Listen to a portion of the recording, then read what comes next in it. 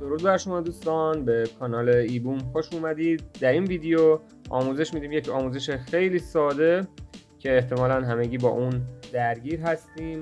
اتصال فیش رسیور به کابل کوآکسیال، کابل مخصوص رسیور رو، روش درستش رو در این ویدیو آموزش میدیم. در پایان ویدیو توضیحاتی در رابطه با کابل کوآکسیال، اینکه چرا از این کابل برای در واقع دستگاه رسیور یا حالا اتصال به سویچ رسیور یا LNB چرا از این کابل استفاده میشه، ما توضیحاتی رو میدیم تا بدونید چرا بعضی مواقع در دریافت تصویر و ویدیو شما دچار مشکل میشید. در مرحله اول میریم برای آموزش نصب به اصطلاح اتصال این فیش به کابل کوآکسیال مخصوص رسیور.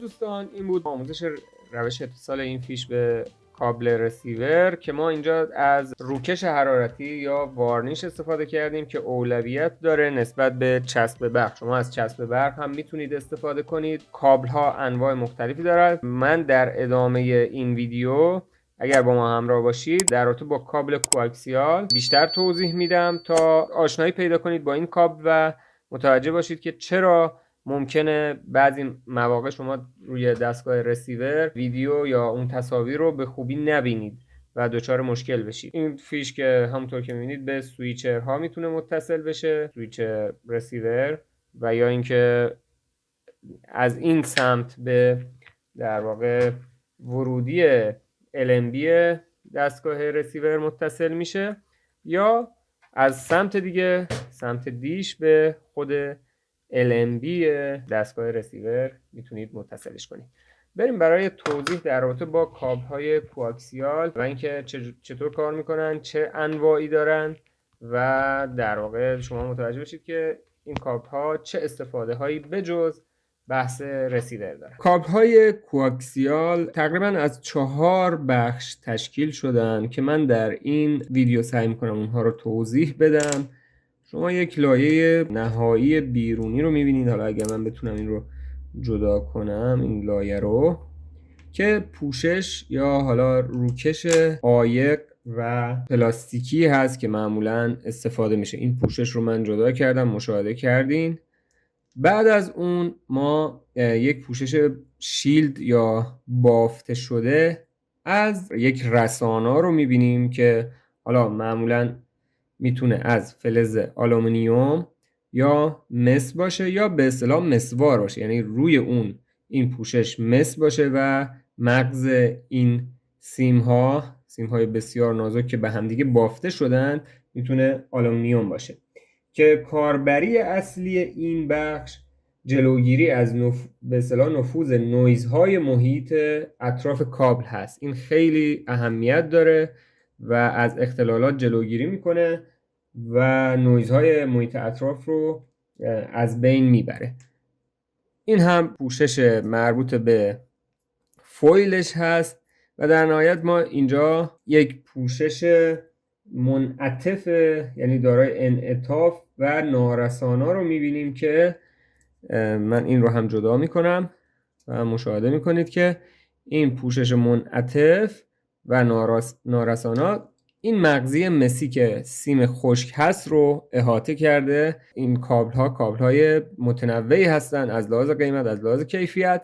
مثلا اگر این پوشش و شیلد نویزگیر از جنس مس باشه معمولا گرونتر هستن و کیفیت بهتری رو به شما ارائه میدن. کابل های کوآکسیال امپدانس گوناگون دارن، معمولا 50 اوهمی یا 75 اوم که برای آنتن های به اصطلاح رسیور ماهواره‌ای خانگی و تلویزیون هایی که همگانی هستن همه از مدل 75 اوم استفاده میشه. روی بدنه کابل هم هنگامی که شما خرید رو انجام میدید معمولا میتونه ذکر شده، روی این کابل ذکر نشده، من نمیتونم نشونتون بدم در این ویدیو، ولی 75 اوم مدل استانداردی است که شما باید برای کاربری های خانگی و رسیور و چیزایی از این قبیل استفاده کنید. نکته مهم میتونیم در با این کابل ها اشاره کنیم اینه که هنگام دریافت سیگنال هیچ نویزی رو در به اصطلاح خط انتقال بهش نمیتونه وارد بشه. این خیلی مهم هست و در هنگام ارسال به اصطلاح سیگنال